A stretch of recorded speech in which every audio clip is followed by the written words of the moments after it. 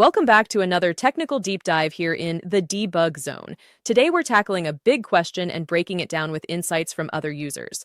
Hopefully this clears up some misconceptions and helps you get the answer you need. So buckle up, stay a little curious, and let's jump right in.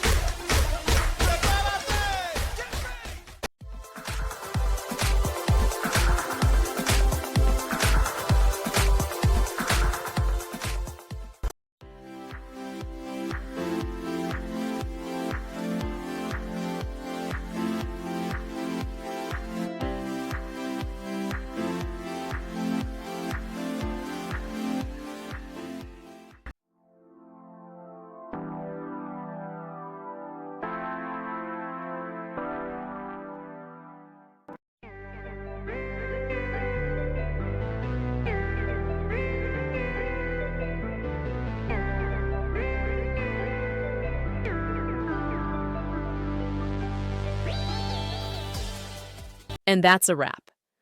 I hope you found the answer you were looking for. If you did, take a second to hit that subscribe button. It really helps out. And let me know in the comments which solution worked best for you. See you next time in the Debug Zone.